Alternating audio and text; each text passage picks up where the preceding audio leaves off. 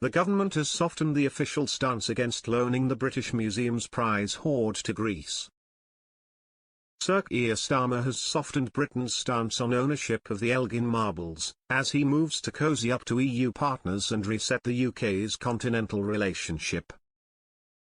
Answering a written Commons question last Friday, newly appointed Culture Minister Bryant struck a new tone on the contentious question, deferring the decision about whether to loan the statues to the British Museum.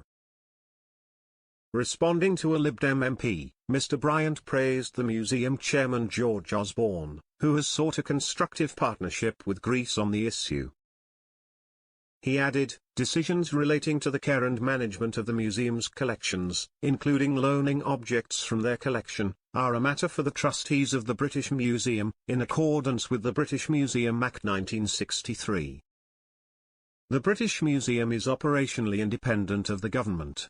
We are aware that the chair of the trustees, George Osborne, has had talks with Greek ministers on the issue, seeking a constructive partnership. He continued, we value the work that the British Museum does internationally, and welcome the success of their partnerships, such as the recent collaboration between the British Museum, the V&A, and the Manhia Palace Museum in Ghana.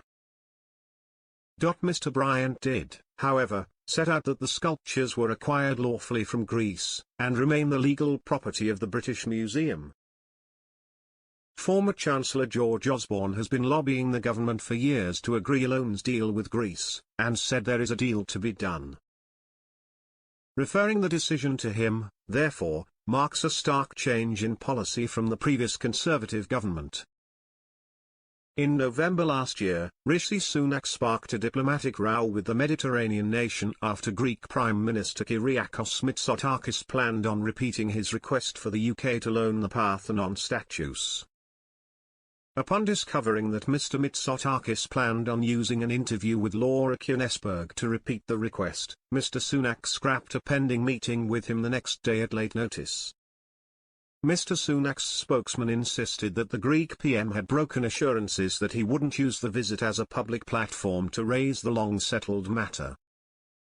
He added that given the deal was not adhered to, the PM felt it would not be productive to hold a meeting. However, a Greek government source denied making any such assurances. The government's softening on the EIgin marbles comes as Sir Keir discussed reintroducing free movement in talk with Spain's PM last week, all part of a mission to reset the UK's relationship with the EU. Pedro Sanchez urged the Prime Minister to consider a deal allowing young people to move to the UK when they held private talks 10 days ago. Sir Keir rejected calls for changes in the run-up to the general election but is said to have told his Spanish counterpart he would consider it.